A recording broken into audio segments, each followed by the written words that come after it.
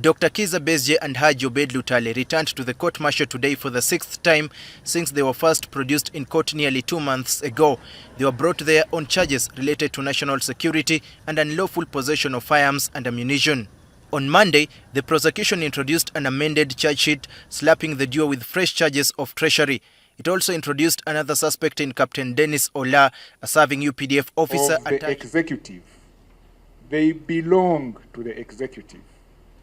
Moreover, the charges they try are brought by the army. There is nothing in the Constitution that gives the UPDF judicial authority over civilians.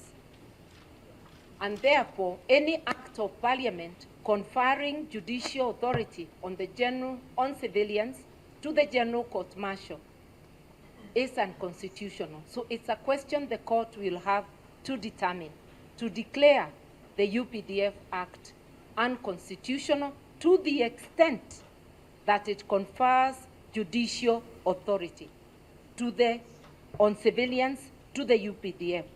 After adjourning court for 1 hour, Brigadier General Freeman Mugabe delivered the uncomfortable news to the defense lawyers, rejecting their request to... And the matter is on appeal, especially in the Kabazuguruka case.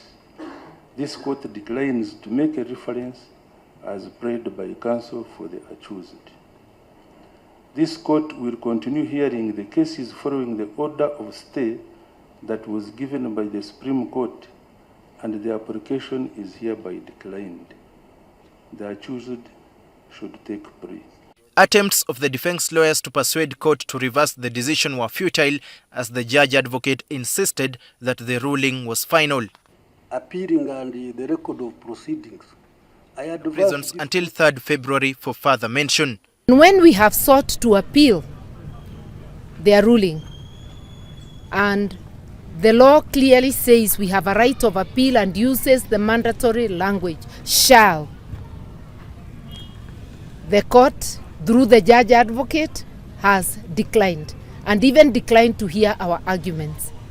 We are leaving this place very sad, not able to know whether the court is still going to function or it's the judge advocate, because he has totally hijacked. Daniel Kibet, NTV.